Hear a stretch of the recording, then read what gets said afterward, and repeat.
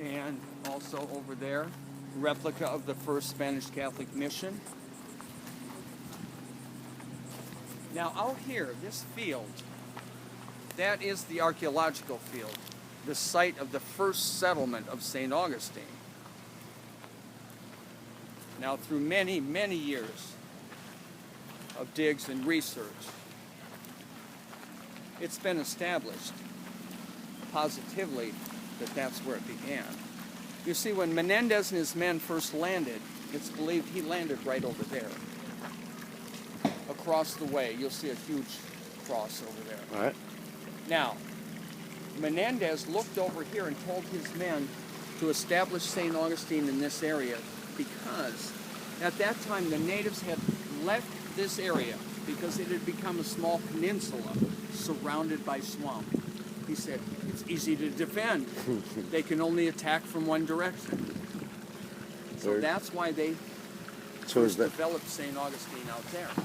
Now, when was St. Augustine first developed? 1565. 1565? Now, what happened was, although he came with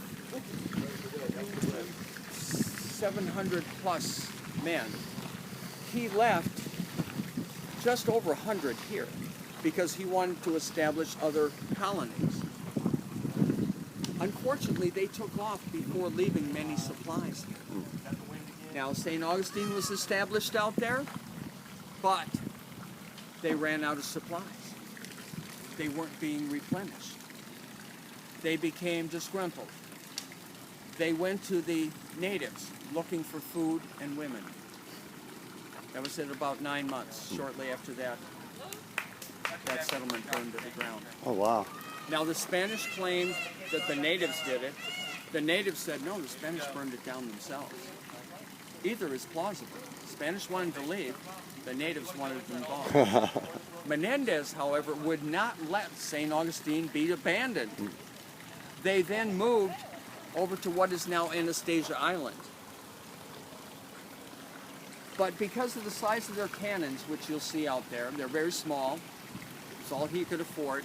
But they could control the waterways here because the inlet was so shallow, the large ships with their big guns couldn't get in. So to get men ashore, they would have to send them on landing craft, which these cannons, they had about 20 or so, would destroy. On the island, they were at the mercy of the large cannons. And after their second fort was destroyed, they moved back here to the mainland. They had a series of forts going down to the south, all the way to what is still standing today, Castillo de San Marcos. All the others were attacked and destroyed. That one is still standing. It was attacked many times, but never overtaken. However, in 1763, the English had managed to capture Havana, Cuba. The Spanish wanted it back. English wanted St. Augustine, but they'd attacked that fort numerous times, could never overtake it. They got together, signed a treaty, and traded places. The Spanish left, the English came in.